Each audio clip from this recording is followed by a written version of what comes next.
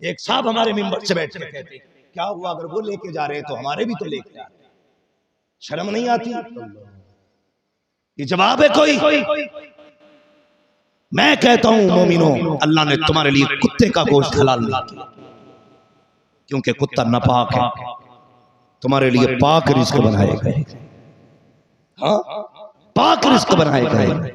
अगर लुकमा में उसने इतना मोहतात रखा है तो फिर जिंदगी में कितना मोहतात रखा। कैसे ला सकते हो किसी को भी? हम नहीं लाएंगे। हमारे घरों में वही आएंगी जिनकी नस्लों से गुलामे हुसैन पैदा हो, जिनकी गोदों में कनीज़े फातिमा आएंगी, हमारे घरों में वही आएंगी। और सुन लो, ये जो लोग कहते हैं कि इतनी मुस्लिम बेटियां मार दी गई, इस्लाम से तो उसी दिन रिश्ता टूट गया था जिस दिन ये इस्लाम की हदों को पार करके गई थी। अब अगर मार रहे हो ना, हमारी नहीं मार रहे, अपनी मार रहे। हमारी पे हाथ उठा के दिखा, अगर बाजू उखाड़ के पतंग न बना दे तो फिर गुलामी का दावा देना। हमारी पे हाथ उठा दोगे? हमारी वो नहीं जो तेरे घर में गए, हमारी वो है जो हमारे घर में गए, और जो हमारे घर में गए हाथ बड़ी बात है, नजर भी नहीं उठा सकते इसलिए कि टल न सकते थे। अगर जंग में अड़ जाते थे पैर शेरों के भी मैदान से उखड़ जाते। झूठ न बोल। नारे रिसालत, वाह उलमाए अहले सुन्नत, ताजदारे मदीना कॉन्फ्रेंस, वाह मुबारक, वाह। वो हमारी नहीं जो तुम्हारे घर में है, हमारी वो जो हमारे घर में। ये बुज़दिली उन्हीं पे करो तो तुम्हारे घर में है। ये गलती मत करना, हमारे घर का नाम मत ले देना, हमारे घर का नाम मत ले देना, वरना कोई पहचानने वाला नहीं मिलेगा। मुसलमान कमजोर है, बुज़दिल नहीं है। हम अमन चाहने वाले लोग हैं। जिस फितने पे तुम उतरे हो अगर हम आ गए ना तो फिर गलियां तंग पड़ जाएंगी। इसलिए खुदा के वास्ते इस मुल्क की हवा को पुरअमन रखा जाए, इसे बिगाड़ने की कोशिश न की जाए। हम पुरअमन मजहब के मानने वाले, हम शांतिपूर्वक लोग हैं, बुज़दिल नहीं है, कमजोर नहीं है। सबके लिए खतरा, सबसे बड़ी चीज मौत होती है, मगर मुसलमान के लिए मौत एक खिलौना है। इसलिए कि हम जीने के लिए नहीं, हम मरने के लिए आए। हम मरने के लिए आए। किसी एक तबरेज को मारो, तुम एक एक करके मार के समझते हो इस्लाम मिट जाएगा, खाम ख्याली है।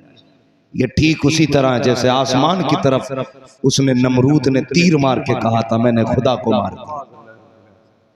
एक बंदा मार के क्या समझते हो हम जाएंगे? हमारे पीछे इस्लाम के झंडा लेकर के लोग फिर आए, और इस्लाम की तारीख रही है आया यूरिशो तातार के अफसाने से पासबा मिल गए काबे को शर्म खाने से। उसका दीन है, वो जाने वो किधर से लाएगा पासबा। वो चाहेगा ना तो तुम्हारे बीच से खड़े करेगा, और उसने किए हैं। चंगेज खान हलाक कितना खबीस आदमी था, आप पढ़े तारीख, और फिर उसी की नस्ल से खुदा ने इस्लाम के मुजाहिदीन पैदा किए जो मिटाने आए थे इस्लाम को, वही कलमा पढ़ रहे थे। किसी ने कहा था इस्लाम की फितरत में कुदरत ने लचक दी है, जितना के दबाओगे उतना ही हराम होगा। इसलिए मेरी गुजारिश है, खुदा के वास्ते प्रोपेगंडे बंद करो। उन नौजवानों तुमसे गुजारिश है, अपना अखलाक पेश करो। मैं अक्सर कहता हूं माजरत के साथ, हमारी नमाज देख के भले कोई मुसलमान ना हो, हमारा रोजा देख के भले कोई मुसलमान ना हो, हमारा हज देख के भले कोई मुसलमान ना हो, हमारी ज़कात से भले कोई मुसलमान ना हो, लेकिन हमारा अखलाक देख के लोग मुसलमान हो जाएंगे। अखलाक देख करके, तुम्हारी नमाजें कैसे हैं तुम जानो, लेकिन अखलाक मुस्तफा वाला बना, किरदार मुस्तफा वाला बना लो। जब इंसानियत को तड़पते देखो फिर जात ना पूछ, रब का बंदा समझ के उसकी मदद करो उसकी। हाँ, बहुत से होते हैं लोग वीडियो बनाते हैं, कोई पानी पिलाने वाला नहीं, कोई हॉस्पिटल ले जाने वाला नहीं, बस व्यूज के चक्कर में उधर लाश बन रहा है, बंदा तड़प रहा है, इधर वीडियो बन रही है। कोई जिंदगी है ये? हमसे बेहतर तो परिंदों में एहसास है। एक कौवे को बांध के डाल लो, सारे कौवे इकट्ठे हो जाते हैं। एक इंसान रोड पे तड़पता रहता कि इंसानियत को फर्क ही नहीं पड़ता। ये जिंदगी है कोई? बदलो अपने आप को, हुजूर वाला किरदार लाओ, हुजूर वाला। दुनिया को बता दो तुम ऐसे अखलाक पेश करो, लोग देख के कहें अगर उम्मत का ऐसा अखलाक है तो मदीने वाले मोहम्मद का कैसा अखलाक। सारे कह दो सल्लल्लाहु अलैहि वसल्लम। करेंगे इंशाअल्लाह इन बातों पे अमल। बेटियों को कुरान पढ़ाएंगे, बोलो इंशाअल्लाह। सर पे देने से बेहतर है सीने में कुरान देंगे। कारी साहब से कुरान की कुछ आयतें सुनेंगे। जाना नहीं है, फैसला करना है। बता दो, नात भी दिल से सुनते हैं, कुरान भी दिल से सुनते हैं। तैयार है ना सारे लोग? ना जाना। और आज आपने मिसाल कायम कर दी। जितना मजमा बैठा था, अल्लाह का शुक्र है उठा ही नहीं। इतने मजमे में तो कम से कम इतने लोगों के पेट में भी दर्द हो जाता जितने उठ के गए। इतने बड़े लोगों में 10-12 को अगर हाजत आ जाए तो कौन सी बड़ी बात। मगर मैं मुबारकबाद पेश करता हूं, उठे नहीं। उठ भी कैसे सकते हो? अगर अजमेर वाला बैठा दे तो ऊंट नहीं उठते, मदीने वाला बैठा दे तो आशिक कैसे उठ सकते? नहीं उठ सकते। माशाअल्लाह, मुबारक।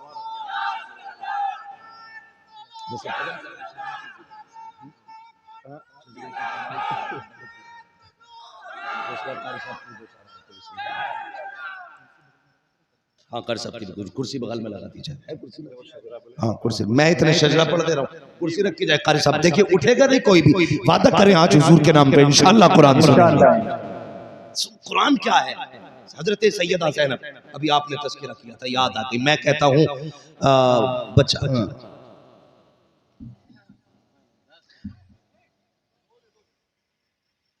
बचा के कूफे से आबिद को लेके आई है, कमर पे बारे इमामत उठा के लाई है। हाँ, बचा के शोलों को आबिद से लेके आई है, कमर पे बारे इमामत उठा के लाई है। अली की बेटी को झुककर सलाम कर इस्लाम, तेरी अमानतें घर तक बचा के लाई, तेरी अमानतें घर तक बचा के लाई। तारीख आप पढ़े ना, सबसे पहली औरतों में ना कम उम्र में हाफिज होने वाली जात का नाम हजरत सैयदा ज़ैनब है। तारीख में 3 ज़ैनब बेमिसाल है। हुजूर की बीवी ज़ैनब बेमिसाल, हुजूर की बेटी ज़ैनब बेमिसाल, हुजूर की नवासी ज़ैनब बेमिसाल। 3 ज़ैनब है। आज खुदा की कसम हर घर में ज़ैनब मौजूद है, हर घर में फातिमा मौजूद है। 7 साल की उम्र में हाफिज बनी और कूफे के बाजार में तफसीर बयान करने वाली सबसे पहली मुफस्सिरा हजरत सैयदा ज़ैनब की जात। ये ज़ैनब जब वापस करबला से आई, अपने बेटों की कुर्बानी देके अपने दरवाजे पे बैठी थी। पर्दे का ये आलम था।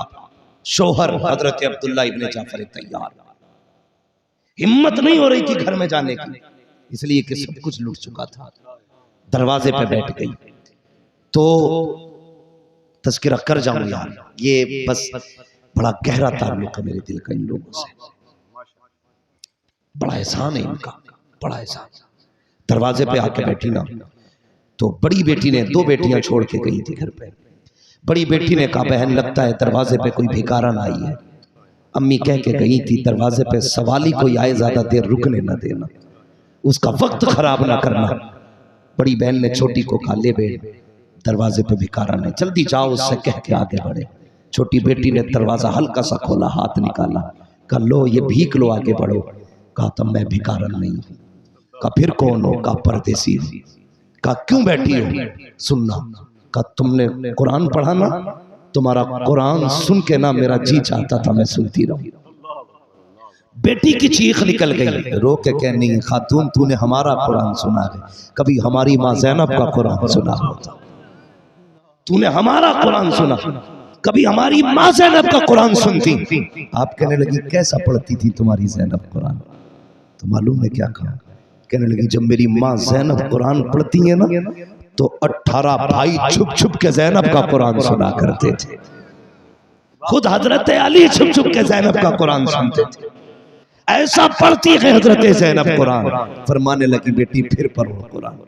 बेटियों से कुरान सुना, तारीख गवाह है। खुदा की कसम ये वो ज़ात है। हजरत अब्दुल्ला इब्ने जाफर तैयार आए, सखी घराना है, फौरन जेब में हाथ डाला, 8 सिक्के निकाले, मुंह फेर के कहा लो भीख लो आगे बढ़ो। सैयदा ज़ैनब की आंख में आंसू आ गए। फिर नहीं कहा था ज़ैनब, कहने लगी परदेसी हूँ भिखारन नहीं हूँ। कहा किस लिए बैठी हो? कहा तेरी बेटी के कुरान सुन रही थी। फिर आपने क्या कहा? रात हो गई है, ऐसा करो मेरे घर में ठहर जाओ, सुबह चले जाना, मेरी बीवी परदेस गई है। बेटियां रोज याद करके रोया करती हैं, आज रात उनके साथ गुजार लो, बच्चियों को तसल्ली मिल जाएगी। आपने कहा ठीक है। अंदर तशरीफ लाई, पर्दा देख, अल्लाह अकबर पर्दा।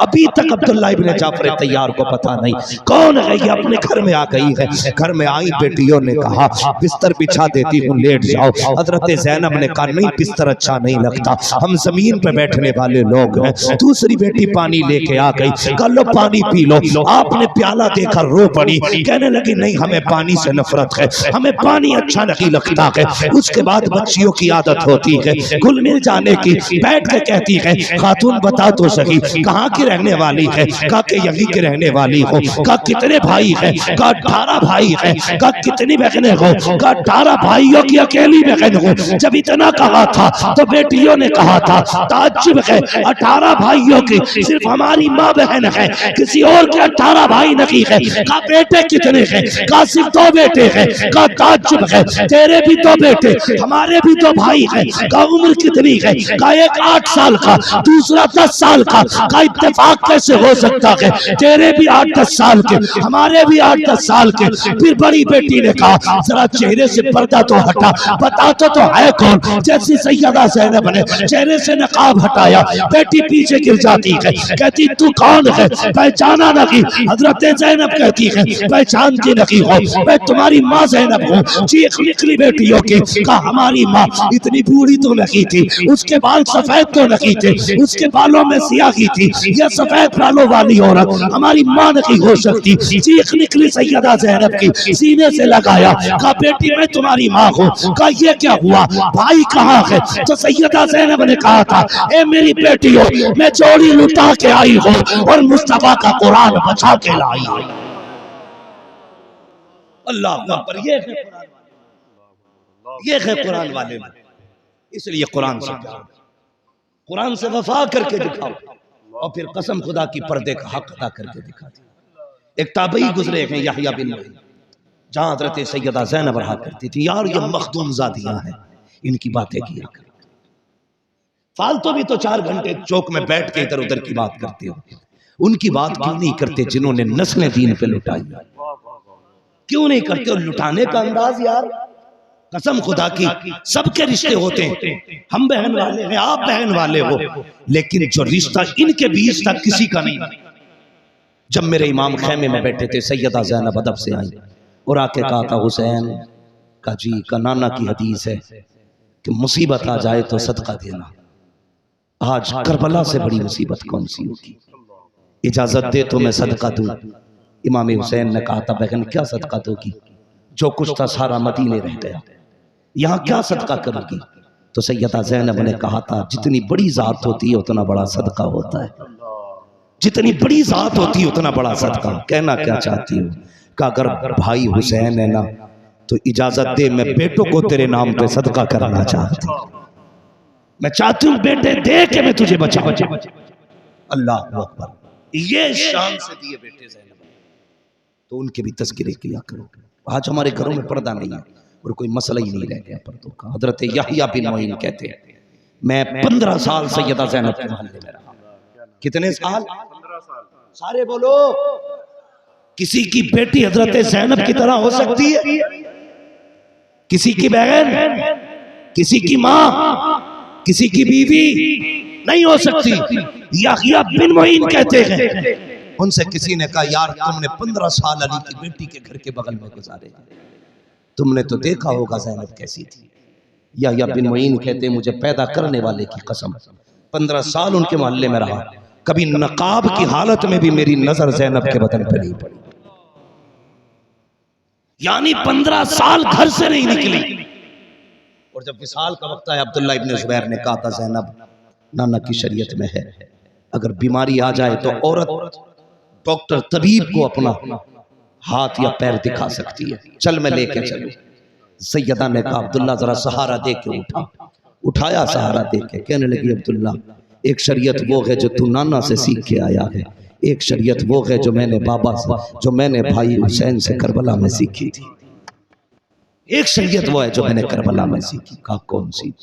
तो कहा था करबला के मैदान में जब हुसैन के गले पे खंजर चल रहा था, मैंने तनाब हटा के मैंने ना पर्दा उठा के देखा, मेरे भाई पे खंजर चल रहा। मैंने कहा था हुसैन एक बार इजाजत दे, मैं आके तेरा सर अपने गोद में रखना चाहती हूँ। हुसैन मेरा जी चाहता है अपने दुपट्टे से तेरे चेहरे का लहू साफ करूं। कहा उससे ज्यादा मुश्किल घड़ी नहीं हो सकती। कहा अब्दुल्ला मेरे हुसैन ने कहा था ज़ैनब अगर मेरे जिस्म की बोटी बोटी लोग कर डालें और परिंदे मेरे जिस्म की बोटियां ले जाए, खुदा का वास्ता पर्दा ना छोड़ना है, पर्दा ना छोड़ना। कहा हमने तब पर्दा नहीं छोड़ा जब अकबर की लाश पे कोड़े तोड़ लगे थे। आज ज़ैनब पर्दा कैसे छोड़ सकती है? ये शरीयत मुस्तफा ने दी कि बीमारी में औरत डॉक्टर से मिल सकती है, लेकिन ये तरीक़त हमें हुसैन ने दी है, मरते वक्त भी ज़ैनब चेहरे से कपड़ा नहीं हटा सकता। ये है नबी का घराना। पर्दे की तलकीन करें, अपने घर वालों को समझाएं, बेटियों को बताएं पर्दा असल। जिन घरों में पर्दा नहीं होगा वो रोएंगे। मैं चैलेंज के साथ कहता हूँ, जो कहता है ना मेरा कजीन है, मेरा खलेरा, मेरा फुफेरा है, जो अपना दिमाग चलाता वो रोया है, उसने धोखा खाया। शरीयत की हदें तोड़ के कोई कामयाब नहीं है। गारंटी है, लिख के ले जाओ, जाओ गारंटी है, नहीं बचोगे। अगर बचना चाहते हो, नस्लें बचाना चाहते हो ना, तो फिर बेटियों को कनीज़े सैयदा ज़ैनब बना दो, कनीज़े फातिमा ज़हरा बना दो। करेंगे इंशाअल्लाह। बोलो बेटियों को पर्दा सिखाएंगे। सारे लोग हाथ नहीं उठा रहे, कब मॉल में लेके जाएगा क्या?